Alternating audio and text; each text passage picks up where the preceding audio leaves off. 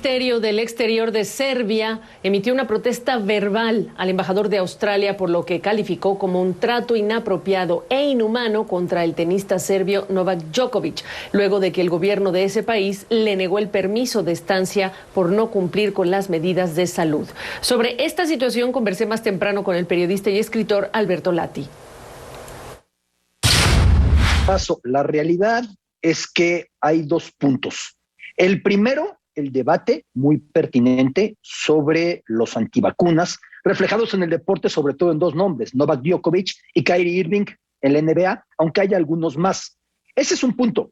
Pero el otro punto es el show, el burlesque innecesario que se montó en Australia, porque si no se concede una excepción inadecuada a la cual no tenía fundamentos para recibir, Novak Djokovic no pasa en el aeropuerto las 9 horas que pasó y no se lo llevan a un hotel y no se da ante el hotel lo que se ha dado, incluso con personas detenidas, y no sucede todo lo que ha sucedido. Esa es la realidad, pero así era un escenario planteado, te diría yo, desde 2020, cuando empieza a crecer la pandemia y Djokovic por entonces ya dice, si se hace obligatorio vacunarse una vez que haya vacuna, para mí va a ser un problema porque yo no creo en eso. Esto ya se veía venir. Ahora, la exención médica ha sido un tema de debate en la prensa australiana en relación con si es que se le otorgó, se le concedió a otros tenistas y por lo tanto si procede una investigación más a fondo. ¿Qué sabes tú? Sobre todo hay un punto que agravó, que agudizó esta circunstancia, que una tenista rusa vacunada con Sputnik fuera rechazada en virtud de que Sputnik no es legítima para el gobierno australiano, no es admitida por el gobierno australiano, y que Djokovic sin vacuna fuera aceptado. Eso llevó a la conclusión obvia de que se hacía una concesión especial por ser el rey del abierto australiano, el máximo ganador, el aspirante a quedarse con la cima de torneos de Grand Slam de la historia y lo que representa mediáticamente Novak Djokovic, a lo cual yo no tengo nada que discutir. A todo esto, a los que ya lo quieren tachar de pésima persona, paso a paso, ¿eh? En esta vida hay claroscuros, en esta vida hay grises. Yo no puedo olvidar, de hecho dedico por ahí en un libro mío un capítulo a lo que Novak Djokovic ha supuesto para pacificar, para hermanar a los Balcanes más allá de religión, de etnia, de ideología, de fronteras, de política, ¿eh? También hay que ir con mucho cuidado en esa circunstancia. O sus donativos a Bérgamo, cuando empezaba la pandemia y que esta ciudad del norte de Italia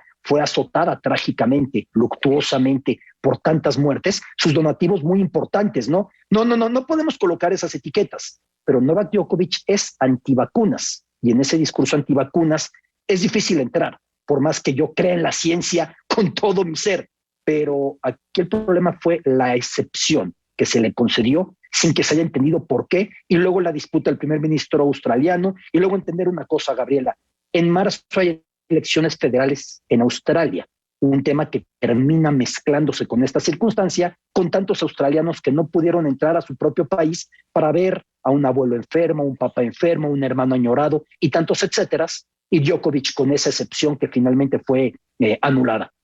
A ver, dos cosas. Evidentemente, Scott Morrison también pues buscó hacer leña del árbol caído. Eso se nota, y como dices, es un año electoral. Eso no escapa de la vista de nadie. Pero aquí parece que el problema también fue la comunicación entre la autoridad del tenis, del deporte del tenis, y la autoridad migratoria. Esto podría haberse manejado de otra manera muy distinta si es que se hubieran comunicado, porque de nada les sirvió la exención. Eso queda clarísimo. Eso podía y eso tenía que haberse manejado de otra manera. Te doy precedentes. Cada que hay un evento deportivo y existe alguna vicisitud migratoria, digamos, cuando alguna selección cubana en otra época más complicada de relación tenía que jugar en Estados Unidos, por ejemplo, ¿no? Por decirte algo, cuando estaba el bloqueo por cielo, mar y tierra a Qatar y había que jugar para Qatar en otro sitio y no podía viajar a los Emiratos Árabes Unidos, siempre se anticipó buscando la instancia diplomática migratoria, aunque hubo casos en los que los viajes no pudieron ser. Esto tuvo que haberse anticipado y queda de fondo una sensación de que se permitió de entrada y luego se vio la reacción y se dio marcha atrás, aunque por siempre podrá decir el gobierno australiano que no, que esto fue con la región de Victoria o que esto fue con la organización tenística.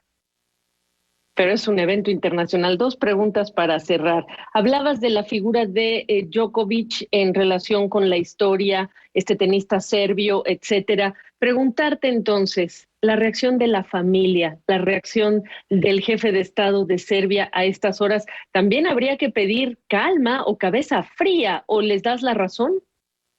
A ver, el papá de Djokovic tuvo tweets y mensajes incendiarios. Yo entiendo perfectamente que no sea agradable para nadie saber que su hijo está recluido en un cuarto sin acceso a dispositivo móvil. Incluso el resto del equipo de Novak en otra sala, Goran Ivanisevic, el extenista croata y ahora entrenador de Novak, colocaba en Instagram una foto como estaban separados de Nole. Yo entiendo a su papá, pero toda persona que pasa un proceso de rechazo al llegar a un país pasa por esa situación. Yo cuando llegué a Japón para la cobertura de los Juegos Olímpicos unos meses atrás, estuvimos, me parece que 9 horas, 10 horas sin poder salir y sin queja, porque ese era el proceso, ese era el trámite.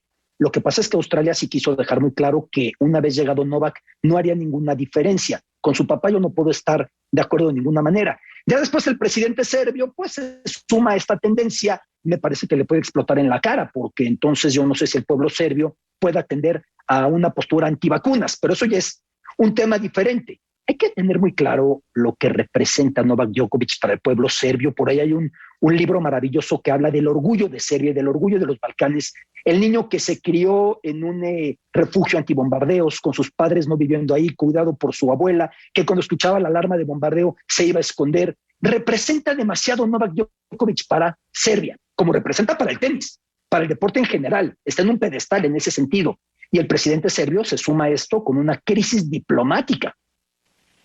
Totalmente. Para cerrar, y te agradezco enormemente, Alberto, que nos des parte de tu tiempo, el efecto que tendrá esto sobre el Abierto de Australia y sobre competidores, cuando incluso ya escuchamos o leímos la reacción de otros tenistas de la talla de Rafa Nadal, por ejemplo. ¿Qué le va a hacer esta historia al Abierto de Australia? Un enorme asterisco, pase lo que pase. El torneo en el que el número 1 y máximo ganador y máximo favorito Novak Djokovic no estuvo, a menos que algo cambie, porque ya lograron sus abogados mantenerlo en territorio australiano hasta el lunes, buscando algún amparo o algún recurso. Yo dudo que proceda esa situación. Y más allá de este abierto australiano, un enrarecimiento total cada que Djokovic juegue, una polarización brutal cada que Djokovic juegue, y veremos cuántos torneos más de Grand Slam, pero también de cualquier nivel de ATP, van a colocar esa restricción y veremos cuánto va a poder seguir jugando Djokovic. Lo que está claro es que el serbio va a seguir polarizando allá donde se presente. Un gustazo tenerte aquí. Gracias, éxitos. Buen año, por cierto. Siempre un placer. Feliz año a todos.